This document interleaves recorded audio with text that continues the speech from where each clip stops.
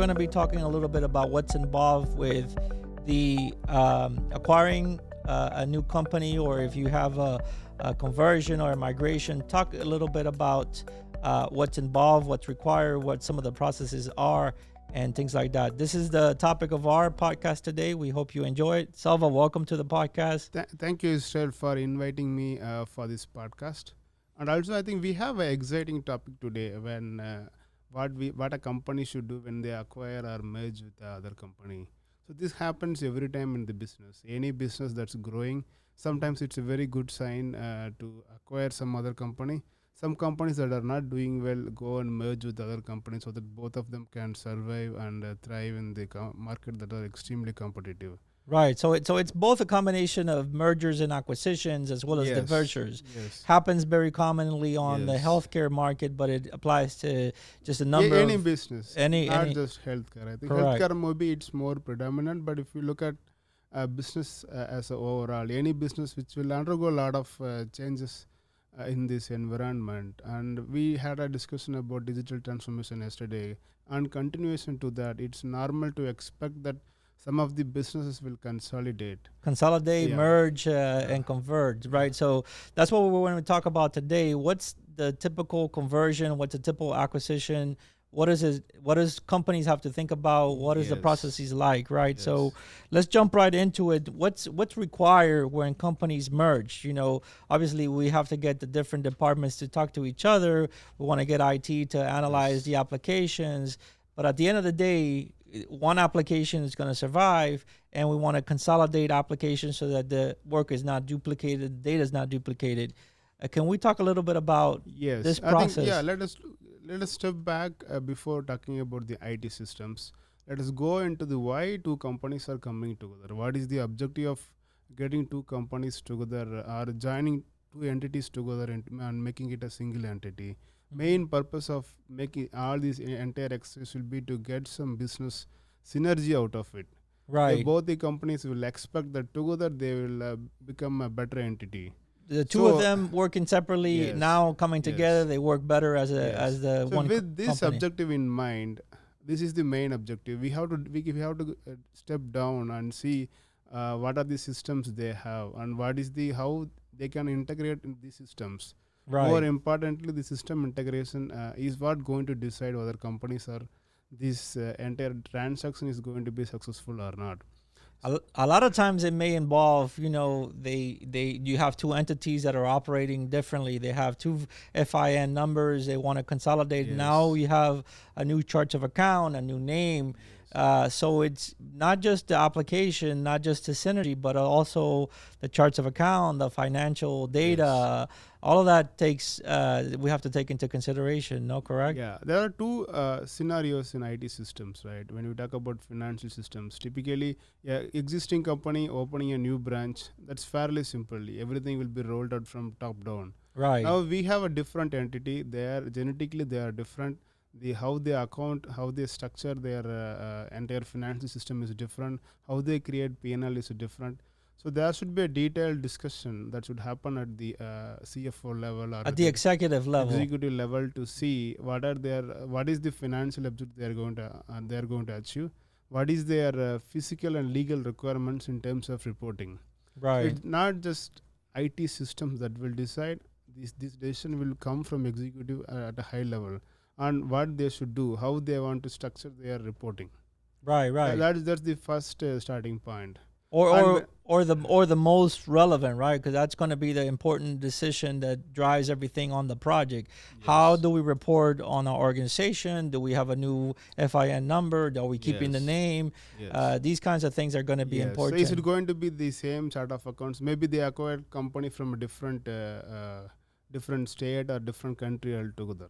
Yeah, They have to decide what is the reporting structure. Can it even possible, or is it even needed to bring it on the same structure? right. That is at the financial structure level. Next thing, obviously, as I said, the main objective is together they should become a better entity. Mm-hmm. So they should identify deduplicating data. For example, they may be purchasing same things from different vendor. Like and- items and things like this, correct? your suppliers. A lot of times they may share the same suppliers, the same items.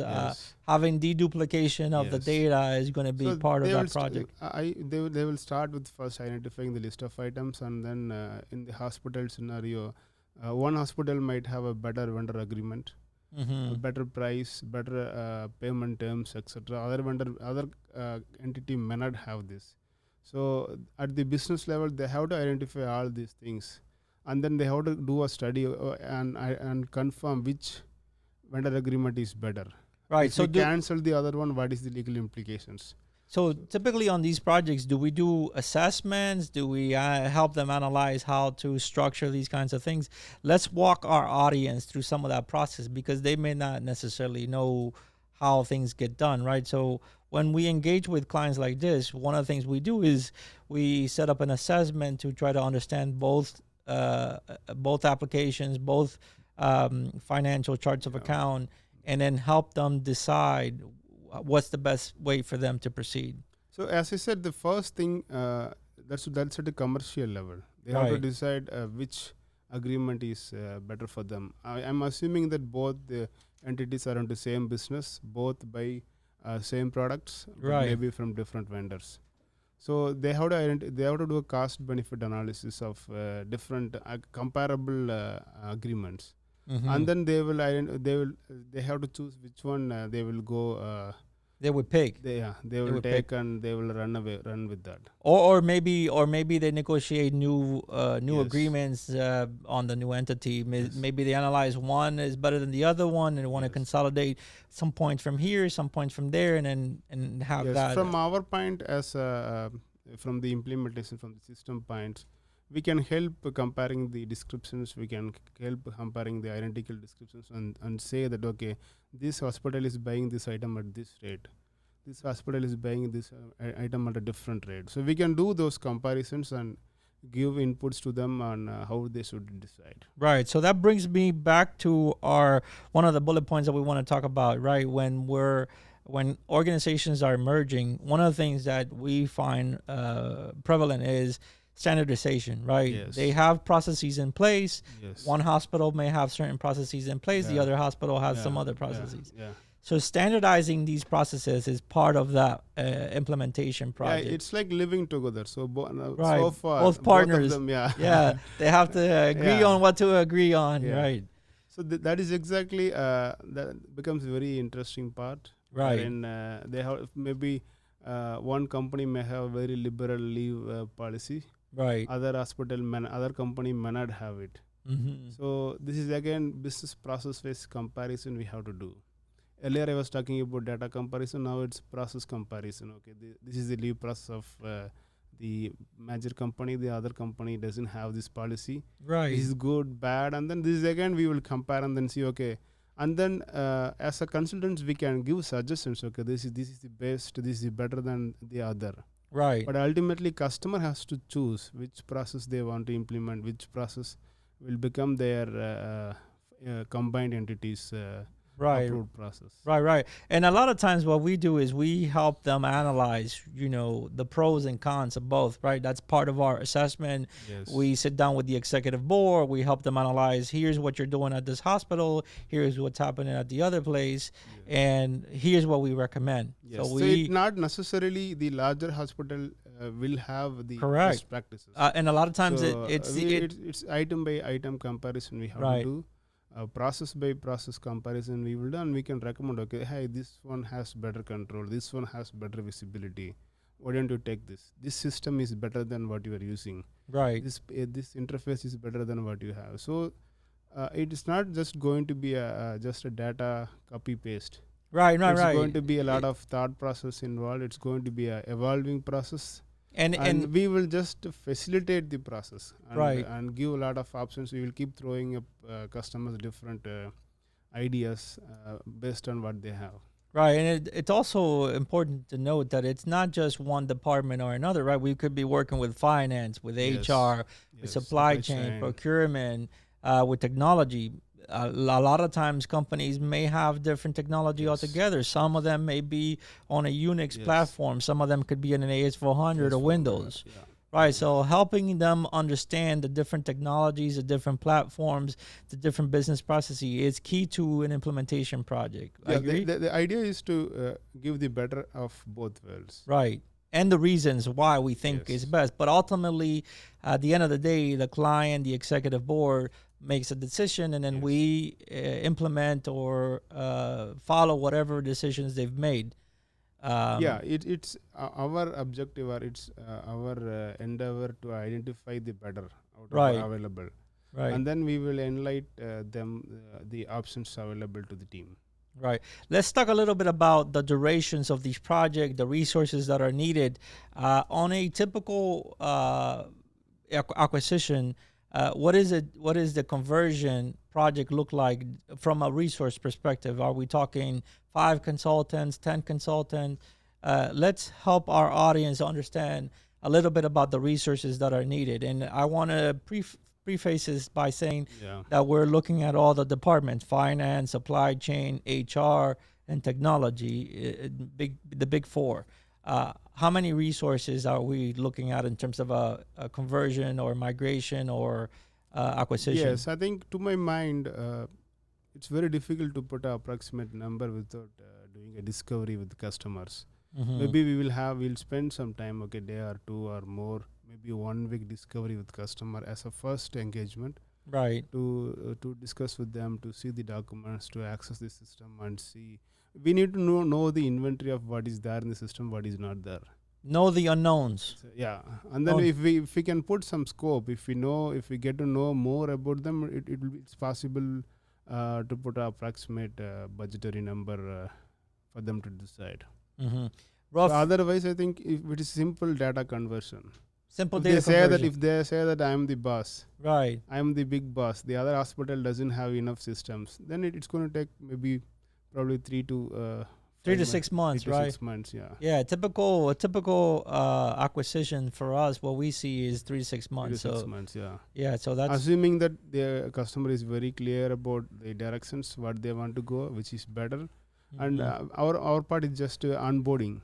Right. Our part is Onboarding, yeah, the other. onboarding the other hospital into the main system. Definitely, definitely. Let's wrap up the podcast by talking a little bit about the bottom line, right? The bottom line for these kinds of projects is that there's going to be some sort of benefit from the acquisition. Yes.